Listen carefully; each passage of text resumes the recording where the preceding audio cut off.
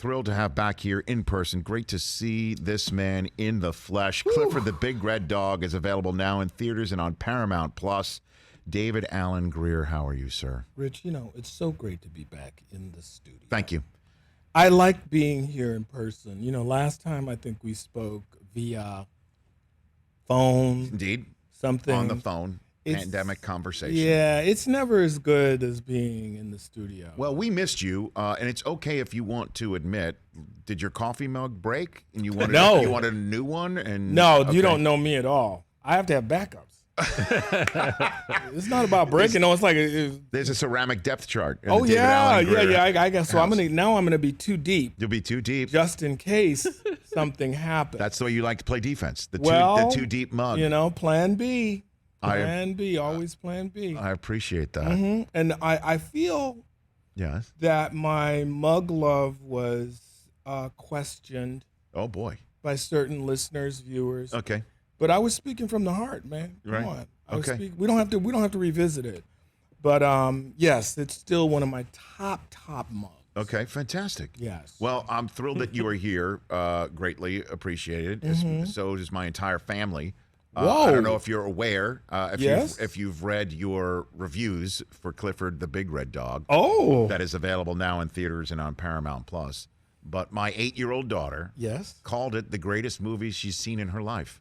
That, ladies and gentlemen, she may be the first female president of this country. It's like, what is her name? She's got this up. Taylor Mattingly Eisen. Her middle name is Mattingly after my favorite baseball player, Don Mattingly. Yes. Mattingly Eisner. President Mattingly. Yes, right, exactly. Clifford the Big Red Dog in theaters now. Taylor said, because at Saturday night there was a certain, we had a dinner party at her house outdoors, and to make sure that my daughter was occupied, thankfully Paramount Plus came in and was a very terrific way, and she couldn't wait to see it. She's a big fan of the book series and dogs in general.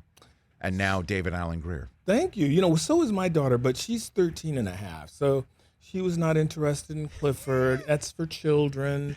She is a teenager. Okay. And she reminds me every day. Okay. Own music, different than mine, clothing, sense of style, all of it. So Clifford the TikTok dog would be more? Oh, TikTok is what? Is she's that like, Clifford the TikTok she's dog? She's not on social media, but so whenever she's with me, she's like, man, look at TikTok. I'm like, why? What is there to look at? I'm an old man now. What is this TikTok? See, my issue is my son, my oldest, he's 13, which is why I went straight for the TikTok, because he's totally nuts about that. He also wants to watch YouTube, and that is a particularly dangerous wormhole for a 13-year-old to go on. But at least it's full length. TikTok is like how to fly to the moon in 30 seconds. Right. Or you need a rocket. Now space, boom, and you're on the moon. You're an astronaut. That's what, there's more to it than that. There is definitely more to it than that. Yeah, they do cut to the chase a little bit quicker. At least YouTube, they get you in there and they really indoctrinate you. You don't need vitamins. You just need dirt. That's all you need. Just rub it on there. Eat it. I know. It'll cure everything. So I say to him, get off of TikTok. And he goes, why? Doesn't the Rich Eisen Show? And get off of YouTube. He goes, why? Doesn't the Rich Eisen Show have a YouTube page? And it's just like, okay, now. You guys, if you were on TikTok, think how short your day would be. Well. Rich Eisner, sports, David Grier, he's gone now. Short show's over. That'll be it. And that'll wrap it up. That'll be it. Well, TJ Jefferson is our social media grand maester in the corner, and he just, you're how old are you, TJ? I'm old, man. Okay, so there's but he's much younger than me. I know. Although, wait a minute, do we have this photograph? Let's put it up on the screen, if you don't mind, Mike Hoskins. TJ, you and TJ have met before. We hung out, man, back in the day. So there's a back in the day photograph of you, TJ, and Ashton Kutcher. There it is, right there. Look at that. Look how young I am. I have hair. Man, that was like 2001. And I still have the hat. Where is this? Is this like a pizza place? What is this? I'm going to tell you where this was at. Don't tell me. This was at an airport. Okay. And this is a little place we went in to grab some food because we were on our way to Costa Rica. Exactly. Boom. Costa Rica. Costa Rica. Did you guys vacation? You guys vacation together in Costa Rica? Well, kind of, sort of. Yeah. As I recall, yes, It was an opening of an online casino. Yes, in San Jose. Yep, we were flown down there. And it was a very intense. Was it 24 hours? It was like 48 for some. But it was. I mean, you got down. I know I was jet lagged completely.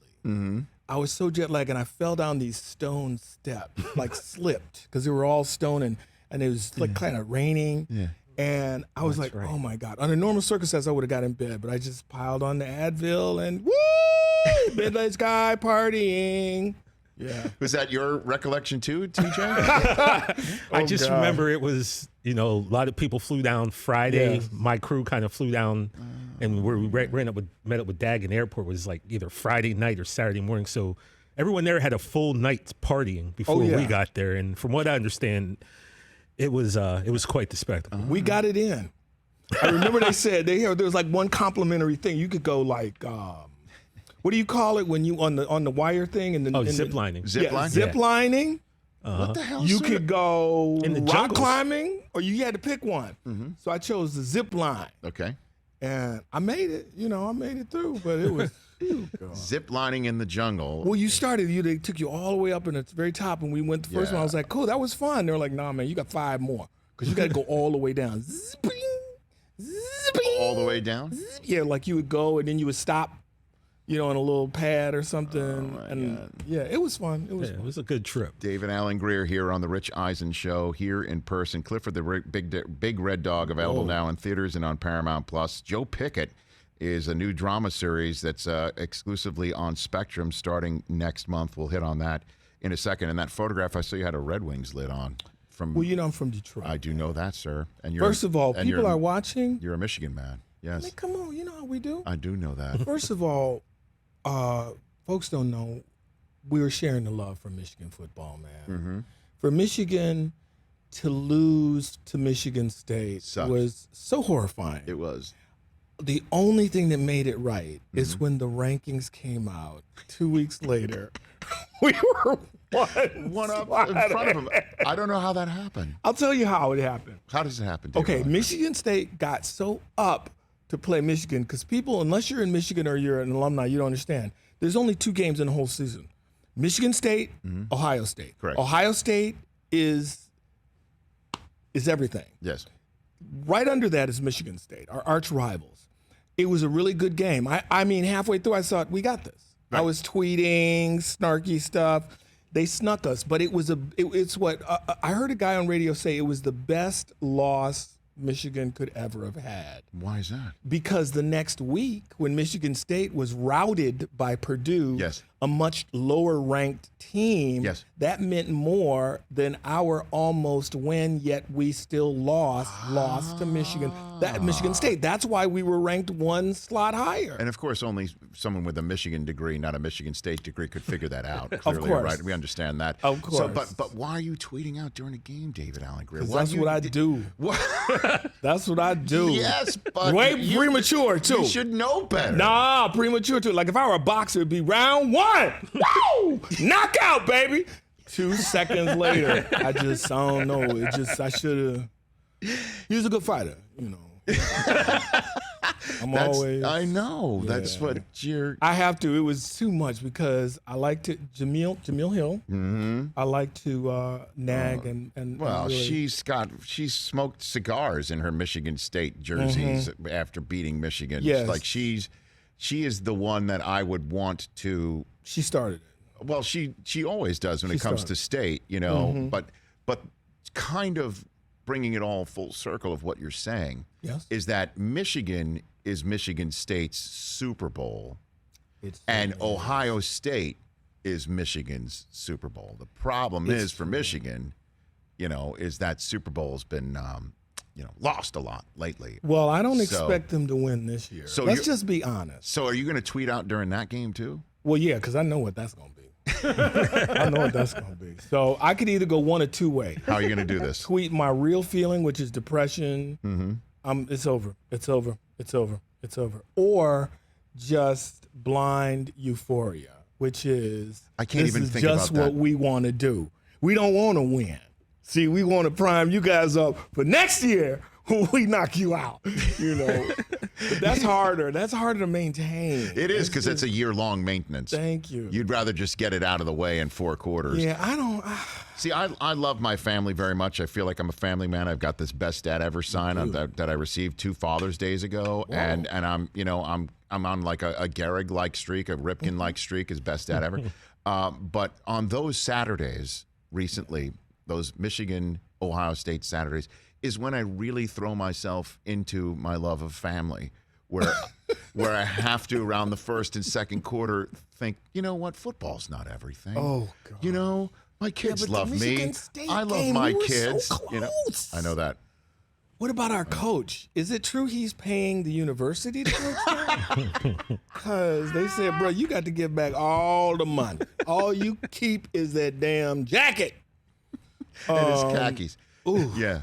Is he going to be there next year? I think so. I mean, think about it, David. David Allen Grier on the Rich Eisen Show. They have won. They just haven't won the game, and but it's just too. Really the nation needs to understand this. If Michigan lost every single game and only won 1 or 2 of those particular games we spoke of, Ohio State, MooU, he would be golden. He'd be golden. MooU, reference to their agriculture. Brilliant agriculture. Yes, they're very good at agriculture. Yes, I know milking that. them cows, baby. Oh my gosh. But anyway, it was so close. I was so. It took me to the height of euphoria, down to the depths. Yes. Of I don't care. I want to explain my outfit, if you please. Yes, for the for the radio audience, you are wearing what looks like overalls. They are okay, indeed. And is this sort of like a seersucker overall? It's a stripe.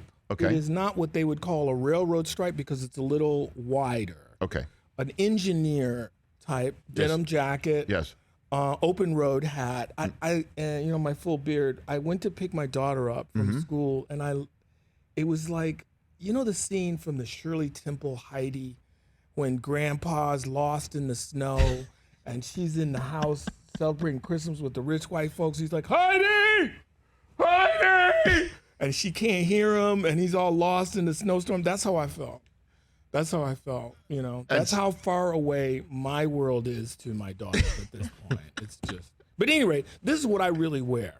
I was gonna wear a smart outfit. Okay. But I said it's Rich. He doesn't want me to lie. No, I don't. I want the real unfiltered David Allen Grier on the Rich Eisen Show. Well, that's what I only can come to expect and I would want.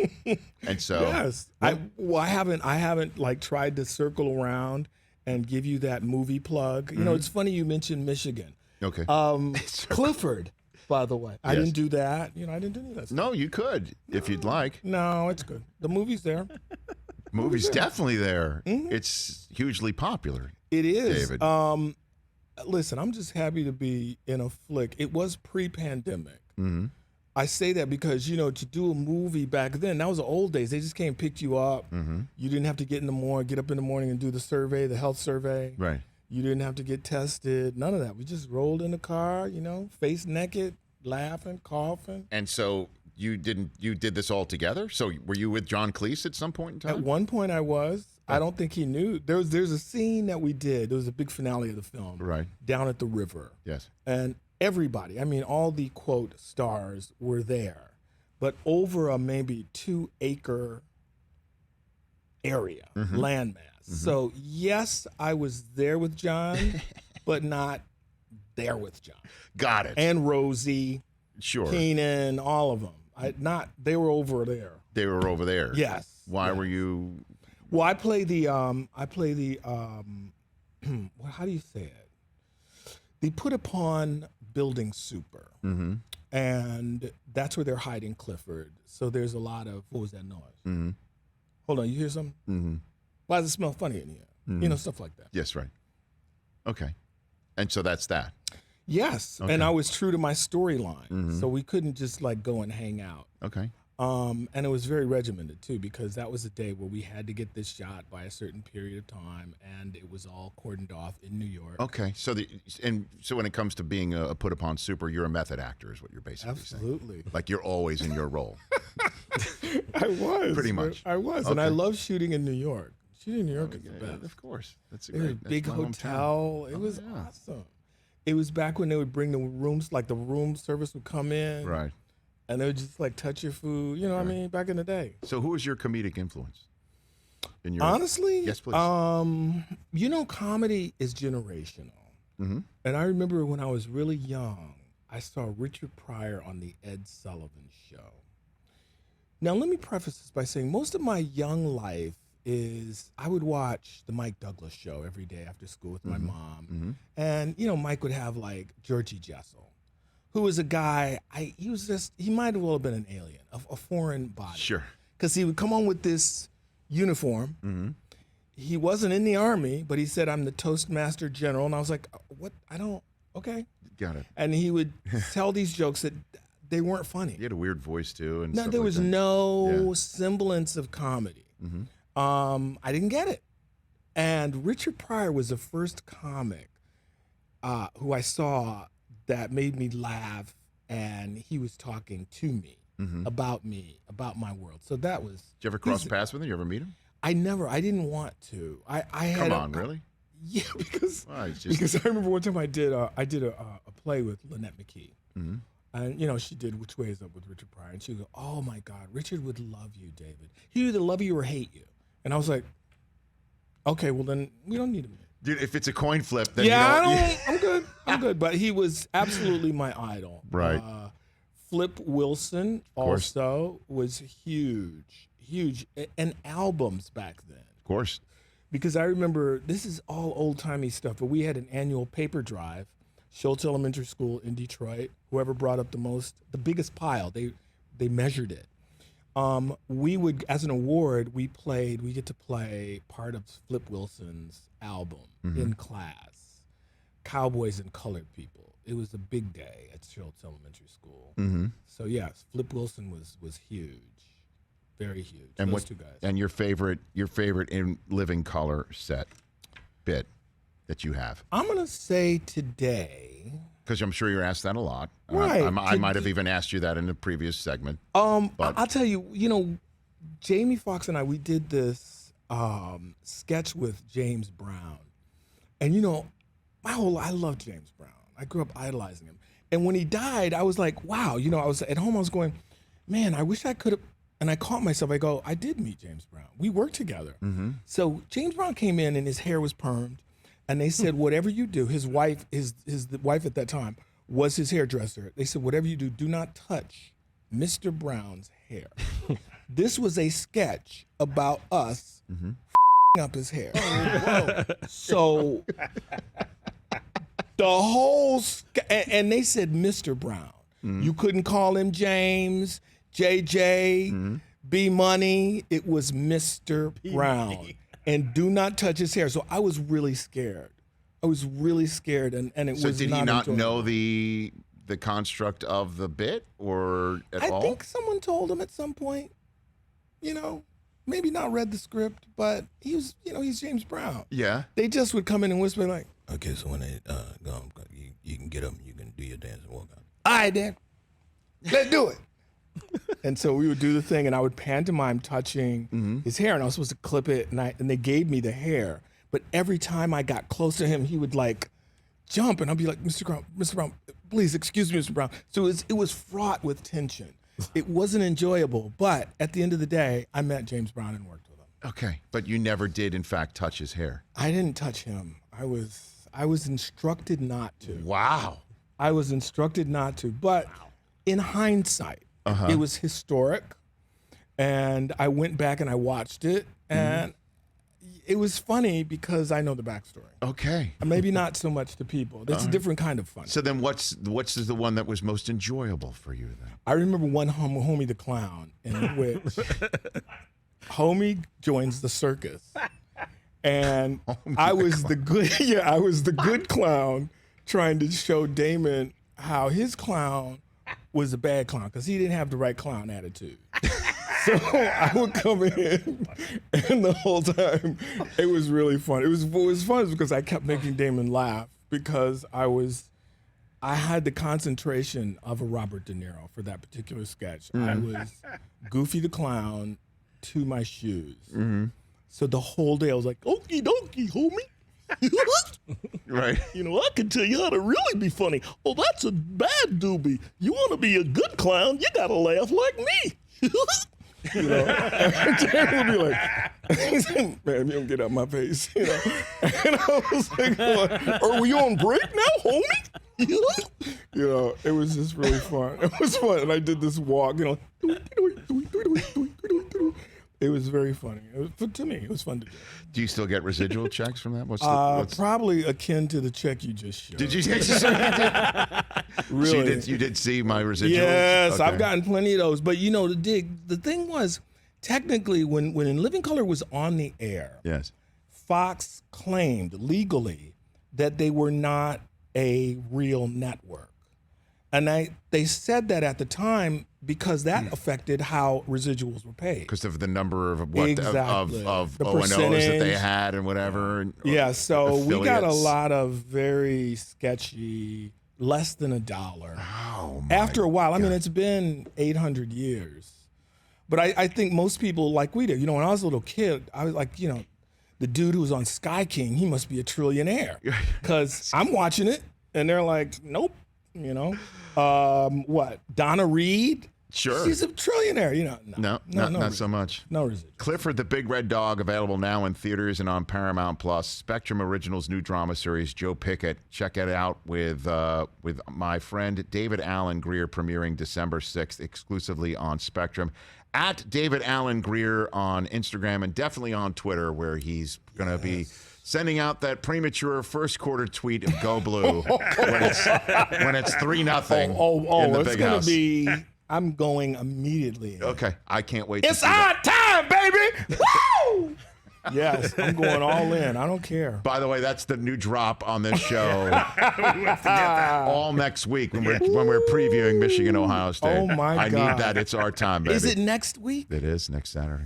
A week from this Saturday. All right. Let me ask you before I go. What do you think's going to happen? I'm nervous-sided is what my children use the word. I'm nervous and excited about Well, it. give me something to believe in. I think here's the way to go. Is that they time a possession, a defense that can be beaten. Ohio State's defense is their weaker side of their football team. That Michigan time of possessions them, limits their possessions, gets them frustrated. Hassan Haskins has 170 yards rushing, a couple of touchdowns, and their two ends makes it a very difficult day on offense for Ohio State. That's so the we only got way to to catch do it. them sleeping. We got to catch them on an off day, and Michigan's got to control the football and make plays on defense and get Ohio State off the field. Because you know And they're going to don't- take us and- for granted. They're and going to take don't- us for granted. No, they will not take us for granted. Never. They will be whipped up into a frenzy. That's what they do. Can I tell you one last story? So let's take a break, and then you can come back and tell do it now. All right. Amber Stevens-West. She played Gerard Carmichael's girlfriend on the Carmichael Show. Mm-hmm. Someone asked her to describe my wardrobe, and she said, it's like David works in a factory, but he's an actor. But that's how I dress. You know, I dress like in Blue collar. old, You're blue collar. yeah, vintage, old You're from overalls, Detroit. coveralls, You're from all Michigan, that. It's yeah. like I'm working in power, you know, on Autoplan. So last Halloween, my daughter, who was 12 then, she was dressed in her favorite anime character. And I took her around the corner. We had like a little tea outside, you know, masks and everything. So we go up to the woman the hostess, and she goes, oh, first of all, I love your costumes, especially yours, sir. Are you a farmer? And my daughter, of course, she's still laughing. Oh, she boy. just fell out. And I said, no, this isn't a costume. This is... The way I dress. She was like, oh, okay. I'm sorry. Was that? Yeah, so that's my Okay. life No. You No, are. it's- You are. When was the last time you shaved? before the pandemic. Are you serious? So absolutely. Is this no maintenance at all? It is because, you know, I did this Western, Joe Pickett, up in Canada, but I was supposed to be a game warden. So they didn't give me this sculpted beard. They just were like, you look fine, So I really have not shaved since the second week in March. Yeah. What was it, 2020? Yeah. Yeah, that's the last time. So you look fine. They want to. Sounds like that doesn't sound like you look fine when they say it that way. Well, no, I mean, Okay. because I want to look better, different than when I walked in the trailer. Okay. Usually that's the goal. All right. But that's not. No, this is, it's an hour drama. They want realness, and that's what they'd rub dirt on me and be like, you look fine. Okay. Just the way that you recounted it sounded like a passive-aggressive please Oh, shave. everything I say. Everything I say. Oh, everything you say is passive-aggressive. Always. Well, why don't you have a good day, Rich? No, hey, before I go, it's great seeing you. We have a segment here called Higher Register, that when people go higher register, they kind of don't believe. Like, hey, man, Michigan might have a chance against Ohio State. My God. That's that. By the way, that could be our Higher Register segment of next week. We should bring it back. We'll try this. The next time, like with your wife and stuff, honey, do you love me? Yeah, I love you. That's exactly right. Yeah. Sex was pretty, it was good. It's nice. That's pretty solid is the word that I think is used, but to the wrong effect. If you say something is solid to me, that's an insult. That's the way I take it. Back here on our terrestrial radio network with David Allen Greer. You wanted to say a story, and you're like, I just told you the story. So you just or told as my daughter tells me, okay. there are utterances with no point. Okay. And you prove that point because I told the story and you doubled back with extra emphasis. I did double back. Enough with that bull. You have the story that is supposed to be. You're taking it the very wrong way. So then I got out of the car and Kevin Hart, he was like, "Where's the banana?" It wasn't that. That's a great story. Well, by the way. that's only the punchline. Okay, I see. There's no setup only to the that one. I got it. All right. No, that's it, man. All right. So you'd said off camera as well that breaking up Damon Wayans was your favorite thing to do. Is that Absolutely. That was one of the reasons I talked about that sketch, which it took everything to keep him focused because he was crying, laughing the whole day because what I was doing. I was just being the character, and the more he laughed, the more I would just double down. Okay, homie. Are we on break now? Are we at lunch? And it was just fun the whole day. That's what we did. Then it's time to do the skit, and it's no shot, right? No. It's beautiful. Beautiful time. We can't do it now, though. Don't ask. What do you mean do it now? Well, everybody goes, oh, wow, I wish the Living Color were around. No, we wouldn't be allowed to do it. You would not, based on what you're doing. No, it was iffy back then. You know what I mean? I mean, it really was. So in this environment, no, we couldn't do it. But I think people just seeing you all back together as a cast would be something that I think many people would want to see. It would. It's probably never going to happen just because of legal stuff. But I wanted to do it before we got really old. Mm-hmm. You're not really old. No, but that's one of the reasons I really hate the Rock and Roll Hall of Fame because we especially in rock music, you're gods. These people we loved when we were 15, 16, in their prime of youth, and now they have colostomy bags and just By the way, I think no teeth. That is what the Rolling Stones tour is called, right? Oh my God! Oh my God! The colostomy bag tour, is that what it's called? Yeah, this friend of mine tweeted like a 15-year-old, I saw the Stones last night. I'm like, what would possess you to tweet that? These are old men. I mean, I think it's good. But you saw him, right, Mike? Didn't you see him? No, I didn't. I gave my tickets away. He went to Eagles. I went to the Eagles. No, so the Eagles. Repeat what you just said. He gave his tickets away. I gave them away. You know what? I saw the Stones once and in the old Pontiac Silverdome. Wow. Back in the late 80s. That's when I saw them. Oh, I saw the Stones at Cobo Hall in 1972. Wow. It was the Steel Wheels tour, and they were so old then, we were calling it the Steel Wheelchair Tour. This is what I'm saying. They have been old forever, but I did see them in 72 on acid, and I remember my friends dumped me off on the front lawn, and my mom came out and she said, "What's going on?" I was like, "This Stones are God. You don't even know, Mom. It was amazing. David Allen Grier, everybody. Hey, you watched all the way to the end. Thanks for that. Watch more right here.